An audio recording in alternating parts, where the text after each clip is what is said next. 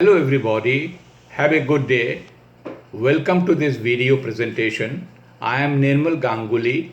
In this video presentation, I am making an effort to lucidly explain to you all how COVID-19 has possibly affected in terms of increase in the number of school dropouts in India and how this unfortunate problem can be effectively addressed without delay. COVID 19 has indeed impacted the whole world, including India, adversely bringing in its wake untold miseries on health, economic, social, and other humanitarian fronts. This has resulted in a huge number of COVID incidences, deaths, and loss of employment in the country. The total number of COVID cases in India has now crossed over 5 million with over 84,000 deaths. The extensive lockdown of economic activity has significantly shrunk GDP world over, with the IMF projecting a contraction in world GDP by 4.9% in 2020 and India's GDP in 2021 by 4.5%. Asian Development Bank has recently projected a 9% contraction in India's GDP in 2021, while OECD has projected a 10.2% contraction in India's GDP for the same year, that is 2020-21, and the 2021 projection by State Bank of India is worse still at 16.5%. The World Bank has estimated that globally 100 million additional people will be pushed to extreme poverty, and the number of people facing food insecurity will double in 2020. India's GDP in the first quarter of the current fiscal has contracted by as much as 23.9%. Enterprises have lost their businesses, foreign trade has shrunk, vulnerable people have been pushed back into poverty, workers have lost their jobs, people have faced salary cuts, Indian and global value chains have got rudely ruptured, and migrant workers have been driven to return to their villages. That is why the IMF has defined this crisis as no other, claiming in its scroll both life and livelihood in an enormously adverse way. It is indeed a humanitarian crisis for the whole world. It has affected the poor and elderly in India in a more miserable way. Poor in India got adversely affected because of economic reasons, as they are already amidst a lot of economic hardships, and the crisis has aggravated their economic and social problems with loss of employment and reduction in income. The governments of most of the developed countries could extend significant fiscal support to their vulnerable population through big fiscal and monetary stimulus.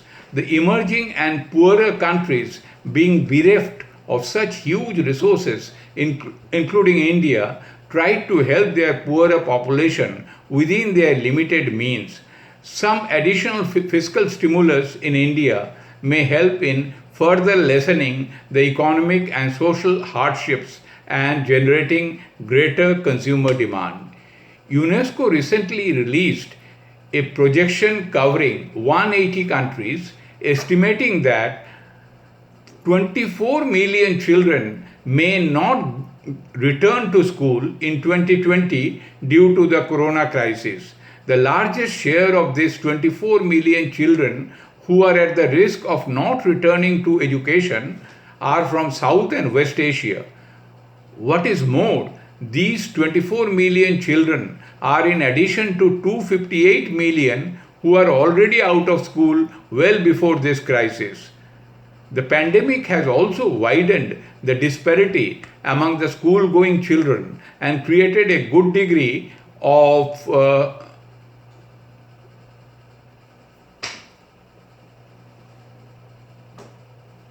educational divide. For example, during the second quarter of 2020, 86% of children at the primary school level have effectively been out of school in poor countries compared to just 20% in highly developed countries. Coming back to India, the 2017-18 household survey of the country's National Sample Survey Organization indicates the number of out-of-school children in India 6 to 17 years at 32.2 million. It is feared that this number may significantly increase due to the pandemic. It is being apprehended that this may also lead to a further gender divide among the school-going children in India, with about 20% of girls not returning to their school. As mentioned a while ago, one big fallout of this humanitarian crisis in India is children dropping out of school in poorer communities and being driven to work in farms or doing odd jobs to help augment the significantly reduced family income due to COVID-19. This is indeed a very sad, disconcerted, forlorn, and miserable development. Children from poorer families who have ought to be in the school getting trained for their useful role as productive citizens in the future are being driven to toil in the field at an immature age. This will naturally create a massive discontinuity in their academic career. Restoration of their academic activity, it is feared, may take much longer time than normally visualized.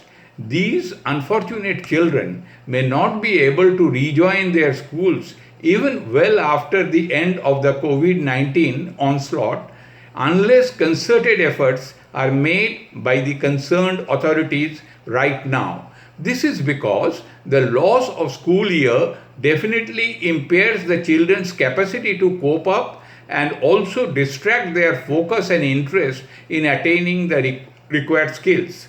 The discontinuation of the midday meals and the nutrition programs for school children in poor communities in many cases due to the closure of schools will provide a big blow to the goal of the maintenance of good health and productivity of our poorer children. So, through the concerted actions of the local governments and the community-based organizations, the midday meal or nutrition activities which were available earlier need to be restored soon in all cases. The authorities should try to arrange some special programs including online education so that the education of these children are not discontinued and disrupted. India can proactively use its open universities to fill up this gap. Those children